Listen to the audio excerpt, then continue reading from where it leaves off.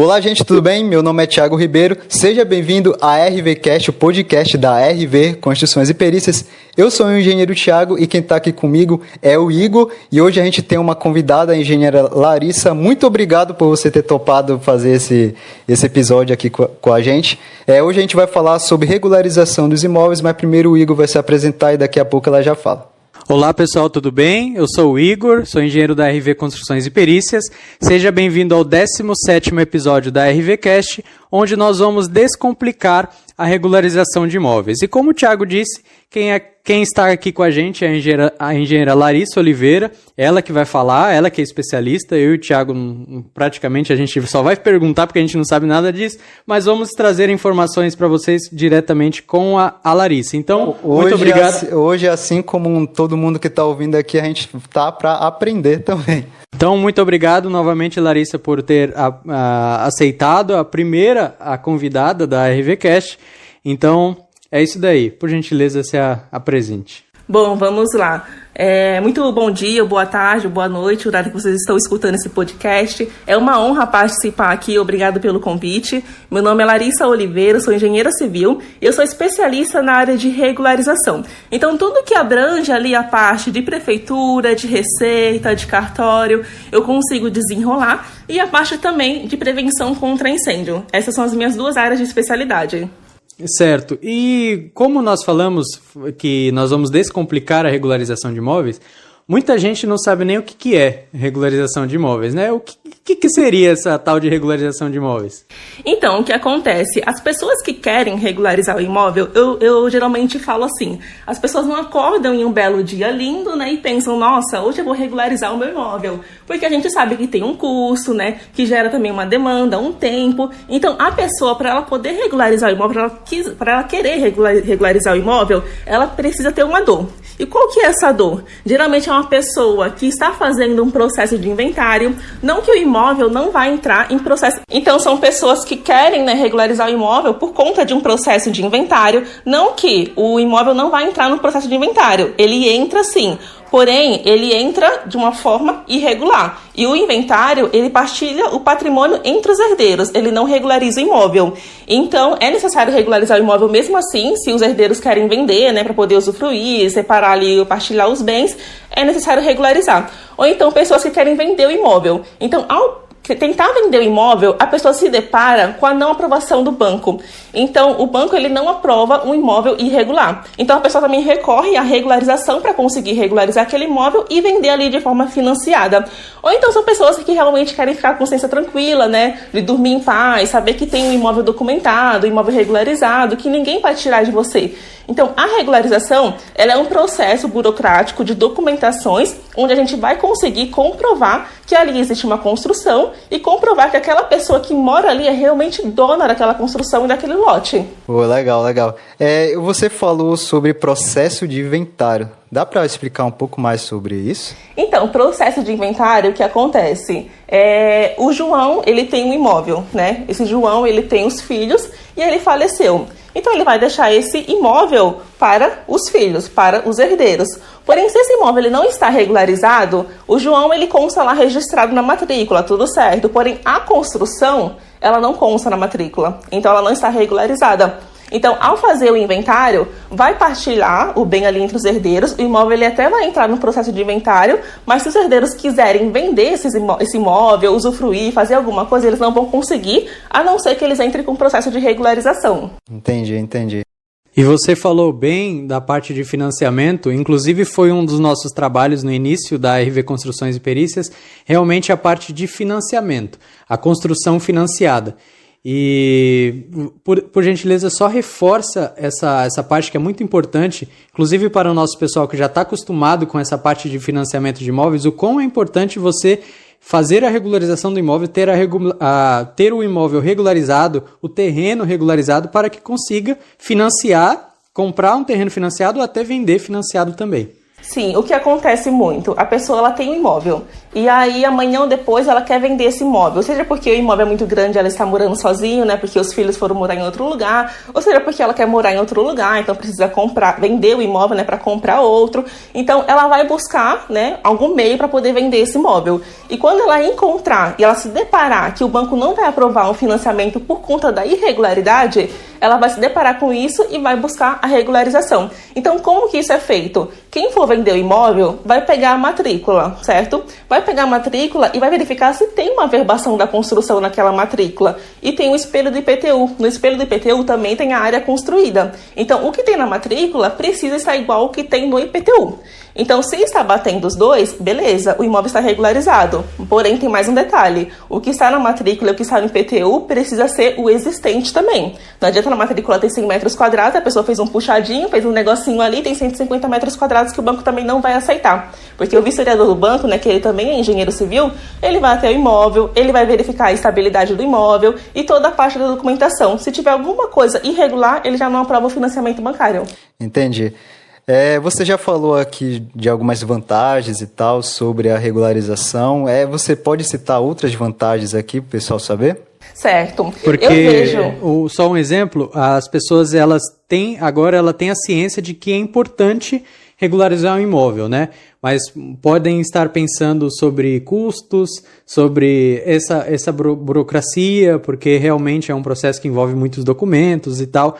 Então, é importante ressaltar as vantagens. Ela fazendo, ela vai ter vantagem, não só dor de cabeça, né? Vai ter umas vantagens. Sim, exatamente. A questão das vantagens é isso, né? Colocar na balança. Por quê? Quais que são as desvantagens? É você não conseguir vender? É você poder perder o imóvel? É você não conseguir fazer um inventário? Então, assim, você colocando na balança as vantagens de se regularizar o imóvel, você vai ver que realmente o custo, né, o tempo, vale a pena. E eu vejo a regularização como uma transformação. Então, transforma a vida das pessoas que querem morar onde quiser, quer poder vender o imóvel, quer usufruir, quer comprar. Então, a regularização eu vejo como uma transformação na vida dessas pessoas. Não só ali o processo burocrático, né? Não envolve só a documentação, envolve sonhos, né? Porque a pessoa ela quer comprar aquele imóvel, ela quer vender aquele imóvel e ela só consegue isso através do processo de regularização.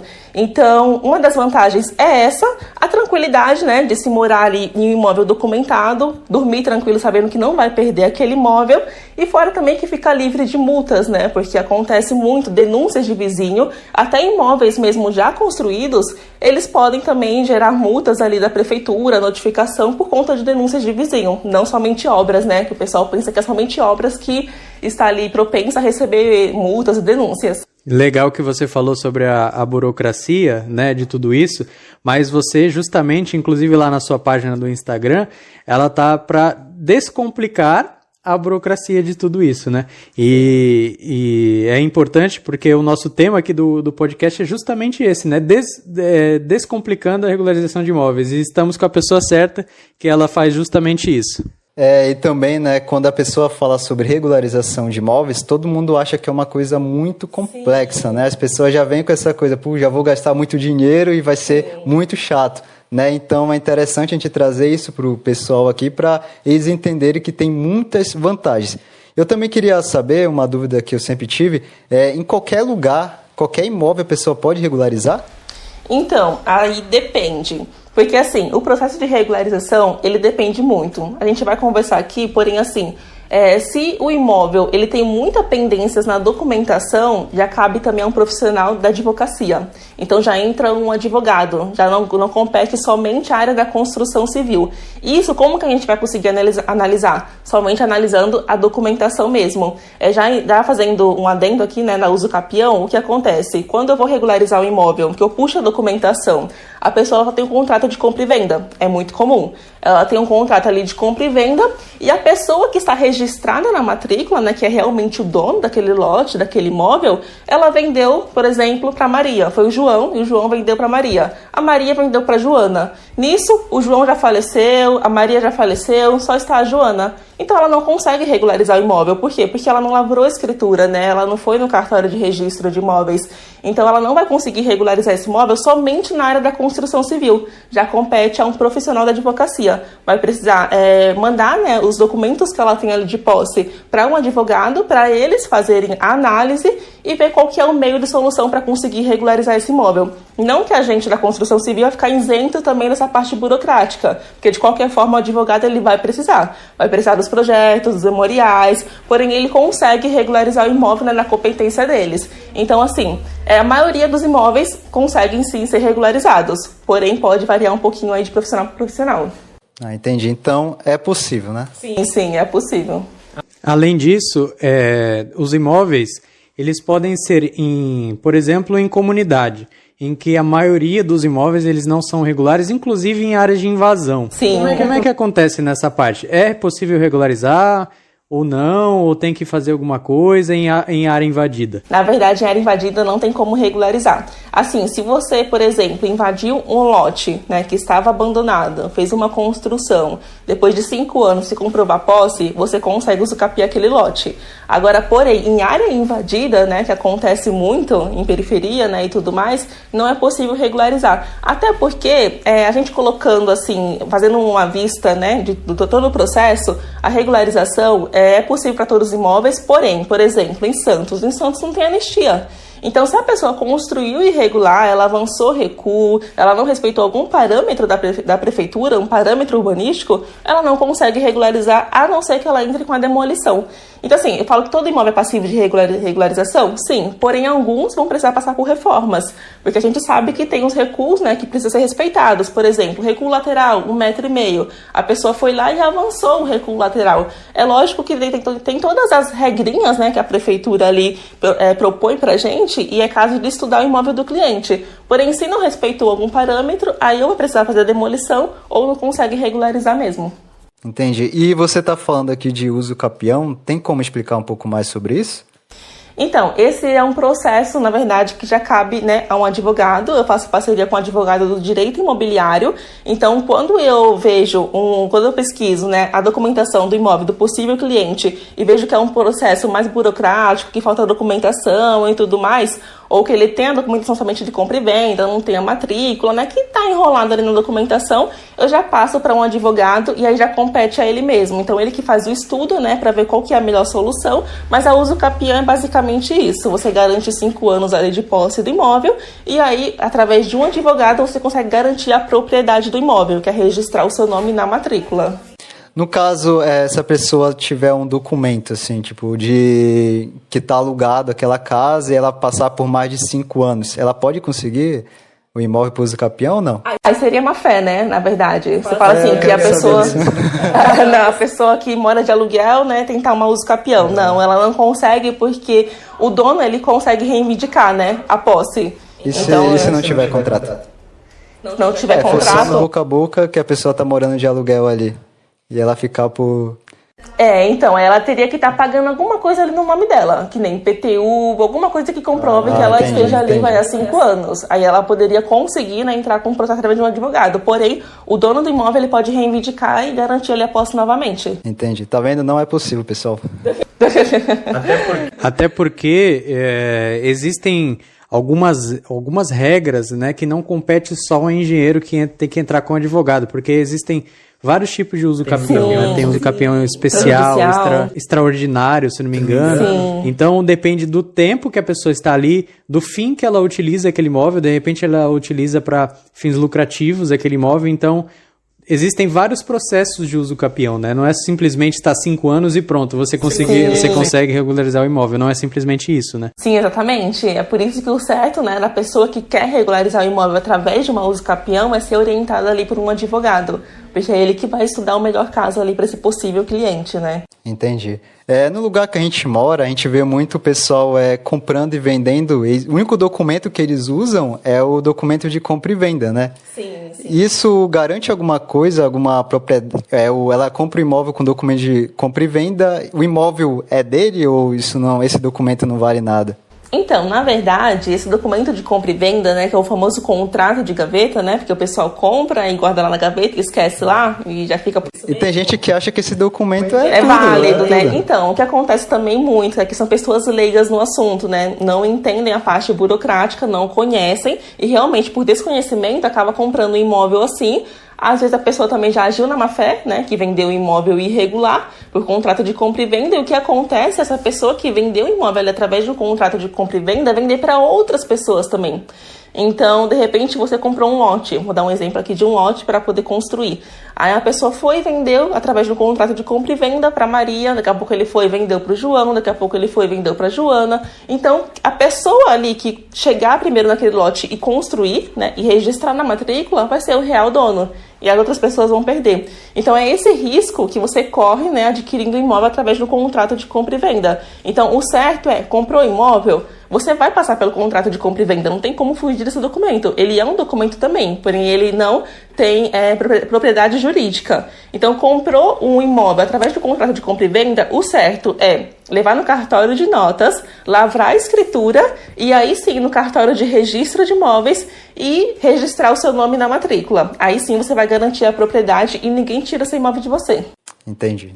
Caso você citou de prejuízo, né? Eu lembrei de outro. Caso esse imóvel ele não esteja regularizado, a pessoa pode perdê-lo? Então, na verdade, ela pode perder ali em duas possibilidades, né? A primeira delas é quando a pessoa não paga IPTU. Então, se a pessoa não pagou IPTU, com o tempo, a prefeitura ela vai notificar. E aí a pessoa não atendendo a notificação, entra como dívida ativa. E a pessoa também não atendendo, né, porque vai bloquear a CPF, né, vai acabar bloqueando tudo ali da pessoa. E aí acaba que, com o tempo, a prefeitura manda esse imóvel para leilão. Acho que vocês devem ver bastante apartamentos, né, em leilão por conta disso, por conta do não pagamento ali das dívidas e tudo mais. E com o imóvel residencial é a mesma coisa, só muda que demora um pouco mais do que o apartamento. E a outra possibilidade de perder o imóvel é através disso do contrato de compra e venda. Você adquirir o imóvel com contrato de compra e venda e a outra pessoa vender para outras pessoas, né? Já é estelionatário, na verdade, né? E aí você acaba também perdendo o imóvel. Então a pessoa... Deixa eu falar primeiro. Então a pessoa ela pode perder o imóvel por não pagar o IPTU? Eu pensei que era só porque não paga o financiamento e tal. Não, ela pode perder o imóvel também. A prefeitura, né, ela toma o imóvel também. Eu não sei se vocês já viram também esses imóveis que eles são fechados com blocos na frente, sabe? Esses imóveis são a prefeitura que foi lá e tomou, né? Então eles fecham, eles embarcam aquele imóvel e ninguém pode invadir. Caraca, não sabia disso. Uma dúvida que eu sempre tive, que eu fiz estágio durante 2 anos na época da minha graduação, na Secretaria de Habitação em São Vicente. E aparecia muita coisa sobre regularização fundiária.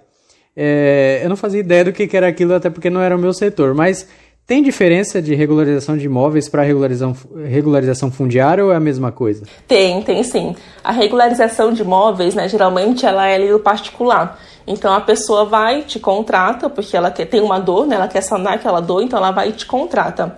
Já a regularização fundiária, ela abrange já uma área grande, né? Uma periferia, né? Ou então uma gleba. São várias casas. Então é o município, né? Em acordo ali com o pessoal, que eles conseguem fazer a regularização fundiária, que nada mais é do que ter a documentação daqueles imóveis, daquele bairro, daquele loteamento, através dessa regularização, que ela é mais simplificada do que a uso capião. Porque se as pessoas não têm condições de ter a documentação do imóvel, elas precisam fazer a uso capião para conseguir garantir a propriedade.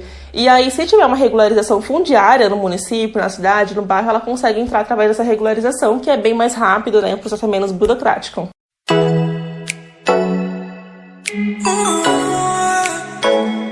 No processo de financiamento de imóveis, como a gente citou no início, existe uma modalidade que é a aquisição de terreno e construção, que a pessoa financia tanto a construção como o terreno, porque ela não tem o terreno, certo? Então, a gente vai comprar um terreno para depois construir. Neste processo de comprar o terreno para construir, o terreno ele tem que estar regularizado também, né? Sim. Aí eu não sei se seria o termo correto regularização de imóvel, até porque ali não tem um imóvel.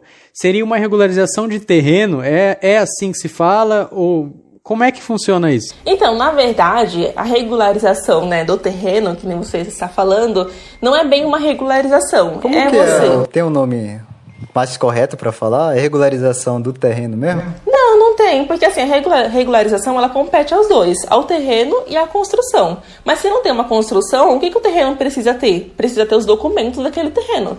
Então tem que ter ali a escritura, tem que ter ali a matrícula. Todo terreno, todo lote, ele tem uma matrícula. Então ele precisa ter uma matrícula. Se ele não tiver, ele é um terreno clandestino, ele não tem IPTU também, automaticamente. Então todo lote ele precisa ter uma matrícula, onde na matrícula vai estar descrito, né, as confrontações, que são os lotes, né, ao redor, o nome da rua e alguns detalhes a mais. Então a regularização do lote seria isso, ter uma matrícula ali registrada com as confrontações certas também, né, porque não adianta ter uma matrícula que de repente os confrontantes estão errados, porque já entraria a retificação de área, que é como se fosse uma regularização também do terreno, né, a retificação de área administrativa, porém o lote é basicamente isso. Certo, eu vi uma publicação no seu Instagram esses dias exatamente sobre isso e eu achei muito legal, né, porque você dizia lá que aí só a escritura, somente a escritura, ela não se caracteriza como a única salvadora da pátria para adquirir, para você garantir aquele terreno, né? É necessário também a matrícula, né? Sim, exatamente, porque muitas pessoas acabam comprando imóvel e só lavram a escritura e acham que está tudo certo, né? Mas é como eu falei, isso é falta também de orientação, né? As pessoas, elas são leigas também no assunto, ainda mais quando envolve imóvel, que é muito burocrático, muita documentação. Então, o processo é esse. Lavrou a escritura no cartório de notas, precisa levar também no cartório de registro de imóveis. Então, você registrando o seu nome na matrícula, aí sim você vai garantir a propriedade. Não para ali, né, no cartório de notas, na escritura. Tem que ir um pouquinho mais adiante. Entendi. Agora vamos imaginar assim, tem uma senhora, por exemplo, ela está ouvindo o nosso podcast agora e ela se interessou e quer regularizar o imóvel dela. Quais são os passos que ela vai ter que seguir? Então, aí já depende, né? Porque cada caso é um caso. Então, quando alguém chega com uma dor ali querendo regularizar o imóvel, eu preciso analisar a documentação daquela pessoa. O que você tem de documentação? Ah, você tem uma matrícula? Você tem o espelho do IPTU? O que você tem, né, da construção? Tem algum projeto já na prefeitura? Porque se tem algum projeto, já é um acréscimo de área. Se não tem, é um projeto de construção nova. De repente, a pessoa até tem um projeto na prefeitura, porém ela não chegou no cartório. Então, a gente vai precisar fazer um intermédio ali, que é a Receita Federal primeiro. Então, assim, é um caminho das pedras, né? A regularização, ela compete, resumindo aqui, em 3 órgãos, que é a Prefeitura, Receita Federal e Cartório. Então, ao analisar a documentação desse possível cliente, eu vou conseguir verificar em qual parte que a gente vai conseguir ali dar andamento. Então, se, por exemplo, ela não tem a verbação da construção na matrícula, então a gente volta um passo, voltou para a Receita. Não tem a CND, que é a certidão negativa de débitos, ela não pagou o INSS da obra, então volta mais um passo, que é a Prefeitura. Caramba. Não tem um habite, volta mais um passo. Não tem a vara de construção, volta mais um passo. Aí não tem nada, né? Aí vai ter que começar realmente do zero. Aí tem que fazer o projeto, tem que tirar a CND e tem que fazer a verbação da construção na matrícula. Então, assim, cada cliente é um caso. Eu pego clientes que já fizeram a parte de prefeitura, só querem receita, só querem cartório. Tem clientes que é o processo todo, desde o começo, prefeitura, né, receita. Então, varia um pouquinho de cada caso. Por isso que a gente precisa de você para realizar essa regularização, que a gente está vendo que é bem burocrático, né? É um pouquinho burocrático, né? Mas quando você sabe, assim, o caminho das pedras, né? Fica mais fácil. Analisando ali a documentação do cliente, né? A gente passa tudo ali a confiança para ele que tudo vai dar certo, porque a gente sabe que é um processo que demanda custo, que demanda tempo, né? As pessoas são ansiosas, elas querem para ontem, né? E a regularização não funciona assim. Demanda ali um tempo, porque a prefeitura demora, né? Um período para analisar, tem a parte da receita. E aí, quando chegar no cartório, é maravilha. E a pessoa ali averbou a construção na matrícula e pronto, tudo certo. Larissa do céu, não sei se você vai me matar ou matar o tal do João, mas o João mandou perguntar aqui pra mim, que ele falou que ele não tem nada na casa dele. João é complicado. Isso, João. Ele não tem nada na casa dele, né? Eu falei, olha, eu vou perguntar pra Larissa aqui, não sei se ela pode resumir o passo a passo, que eu sei que é bastante coisa. Mas ele falou que não tem nada. A casa dele não tem documentação nenhuma. E ele quer regularizar. Certo, o primeiro passo é puxar, então, a matrícula no cartório de registro de imóveis, porque qualquer pessoa, ela consegue ir no cartório de registro de imóveis e puxar uma matrícula, uma segunda via, de qualquer lote, de qualquer terreno, não precisa ter vínculo com o proprietário, você consegue, eu consigo, todo mundo consegue. Então, o primeiro passo é puxar a matrícula no cartório de registro de imóveis, daquele lote, né, daquele imóvel ali do João.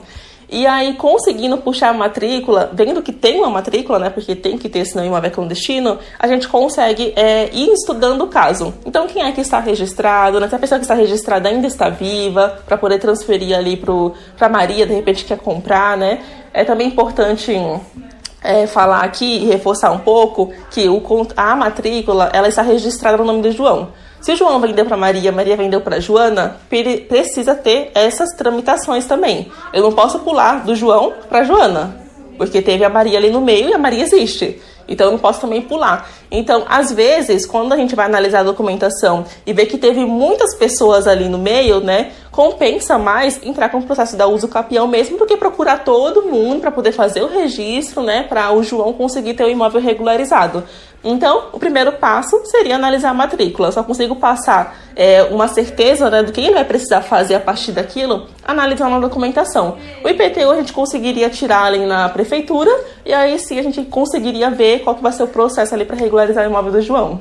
Como que ele consegue essa matrícula? Tem algum número? Sei lá, tipo CPF? Não, pelo endereço mesmo. Eu pensei que só eu tinha pergunta burra.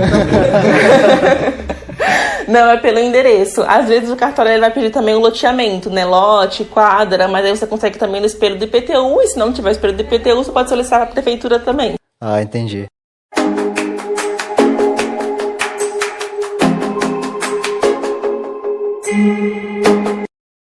Eu tenho uma tia que mora aqui em São Vicente, ela tem um lote, né? Tem um imóvel lá, e eu já estava vendo a documentação, não sei o que é exatamente, e cada metro quadrado estava no nome de uma pessoa. Ela queria regularizar. Aliás, ela nem sabe se está regularizado. Como é que funciona assim? Por que cada metro quadrado está no nome de uma pessoa? Você sabe me dizer? Então, esse caso é bem provável que seja uma gleba, né? O que seria uma gleba? É um loteamento, um lote assim muito grande, onde tem vários lotes dentro desse loteamento, onde a pessoa, né, um construtor, ele vai comprar aquele loteamento grande e vai construir várias casas. Então, vai virar vários lotes. Só que esse processo de regularização não compete somente à sua tia, né? Não compete somente à sua tia, compete a todos os moradores, porque ali, pensa comigo, é um terreno só. Então você não consegue regularizar somente a parte ali da sua tia. Então todo mundo precisa entrar em conjunto. Aí depende muito da pessoa que está construindo, porque também acontece bastante. Não sei se você já viu, a pessoa vai comprar um imóvel em condomínio fechado, e aí fala, ano que vem já sai a documentação, pode comprar, é garantido. E aí chega no que vem, nada da documentação sair. Por quê? Porque todo mundo precisa regularizar em conjunto. Então, se sua tia pagou os impostos, né, as taxas devidas, e o fulano não pagou, aí vocês não vão conseguir regularizar. Então, assim, para sua tia ter a documentação somente no nome dela, depende também dos outros lotes que estão ali, se for uma gleba, né? Entendi. Não dá para separar? Então, para fazer o desdobro, tem uma área mínima. Então, geralmente, as casas de condomínio, elas não têm área mínima para fazer desdobro. Então, na verdade, elas entram como casa de condomínio. E para poder regularizar essas casas de condomínio, precisa ser todas elas em um único processo. Ok, obrigado. Sua tia é esposa do João? É até o cunhado dela, João, alguma coisa assim. E por falar no João... Pode falar. Falava separar, desdobro, né? Obrigado. Sim, desdobro, desmembramento. E por falar no João, ele agradeceu, né, por você explicar toda a situação, e ele ficou interessado em regularizar o imóvel dele, né? E ele gostou de você, a gente chama ele de Rogério, ele gostou de você e quer saber como é que ele te acha para fazer a regularização do imóvel dele, e outras pessoas aqui, né? Como é que elas te acham no Instagram, a sua rede social, o seu WhatsApp. Como é que faz para falar com a engenheira Larissa, mestre em regularização? Vamos lá, eu estou em todas as redes sociais, né? Onde vocês me procurarem, eu estou. Até em propaganda de rádio. Então, assim, tá fácil de me encontrar. Só espero que não esteja no Tinder. Não, no Tinder não. Não, mas vamos lá. Eu estou no Instagram, @LarissaOliveira com 2 underlines. Estou também no Facebook, Engenheira Larissa Oliveira. Desculpa, no Instagram é @eng.larissaoliveira 2 underlines. No Facebook também como Eng Larissa Oliveira. Meu WhatsApp também. Posso falar um número aqui? A gente vai deixar tudo aqui na descrição, mas pode falar. Pode falar, a gente vai escrever tudo, mas pode falar. É 13 996 29 8902 e não fica fácil de me encontrar nas redes sociais também. Se colocar no Google também me encontra. Engenheira Larissa Oliveira vai me encontrar também. E aí, o João, ele é de São Vicente. Aí você faz, mas ele tem a tia do Thiago, que é em São Vicente, mas tem outras pessoas que é em Santos, Cubatão, Praia Grande. Você atende nessas regiões ou não? Eu atendo, na verdade, em toda a Baixada Santista, né? Então, Guarujá, Praia Grande, São Vicente, Santos, e também atendo outros estados, porém com parcerias. Então, se de repente alguma pessoa que está ouvindo, né, de outro estado e quer fazer uma regularização e tem algumas dúvidas, também eu trabalho em parceria dessa forma. Mas atendendo fisicamente é aqui na Baixada Santista.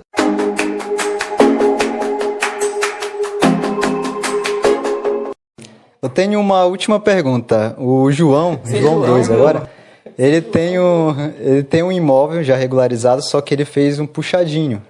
E aí ele tem que regularizar. E como é que ele vai fazer? Então, tudo que compete à área construída precisa regularizar. Isso também cabe a cada prefeitura. Tem prefeitura que somente modificação interna, por exemplo, mudou alguma compartimentação dos cômodos, vai precisar também regularizar. Agora, tem prefeituras que somente acréscimo de área. Então, se o João tem um imóvel, por exemplo, 100 metros quadrados, está averbado na matrícula 100 metros quadrados, tem um IPTU, está tudo certinho, mas ele fez um puxadinho, ele cobriu também um recuo frontal para servir de garagem, ele cobriu o recuo lateral, ele fez alguma área coberta, como já entra como área construída também, aí ele vai precisar também entrar com a regularização. Então a gente vai fazer a parte ali da prefeitura, né, para regularizar aquele puxadinho somente, ele vai pagar somente pelo aquele puxadinho, porque ele já pagou todo o processo ali. E aí a parte da Receita Federal a gente vai recolher os impostos somente do puxadinho. Uma coisa também que é importante comentar aqui que eu acabei não falando, que a parte da Receita, dependendo, eu consigo a decadência também dos impostos para esse cliente, porque a gente sabe que quando mexe com Receita Federal, os impostos são muito elevados, né? Muito elevado. Então eu consigo também a decadência, se comprovado que aquela construção foi construída há mais de 5 anos. Então também, né, tem essa facilidade aí para o cliente. E aí fazendo a parte da receita, a gente consegue regularizar esse puxadinho, né, averbar ele na matrícula, no cartório de registro de imóveis e constar realmente a metragem ali daquele imóvel. O João tá animado, hein? Então, gente, esse foi a RVCast, o 17º episódio, hoje com a convidada. Larissa, muito obrigada por ter topado aqui a gravar esse podcast com a gente. Realmente, a gente está muito feliz aqui com a sua participação. Tenho certeza que foi muito útil aqui para todo mundo e tal, para a gente aqui, para quem está ouvindo. Eu que agradeço a oportunidade de participar aqui do podcast de vocês. E é uma honra participar aqui desse bate-papo, né, bem descontraído, levando a regularização aí para muitas pessoas, né, que desconhecem também desse processo. As pessoas não têm total consciência, né, da importância de ter o imóvel regularizado. Então, se a gente conseguir alcançar algumas dessas pessoas, eu fico feliz. Obrigada pela oportunidade, é uma honra estar aqui e é isso. Então, se você ficou alguma dúvida aí, vai lá no Instagram da Larissa, a gente vai deixar aqui o arroba dela, pode perturbar ela lá que ela vai atender todo mundo, beleza? Então esse foi o RVCast, o 17º episódio. Até a próxima, tchau!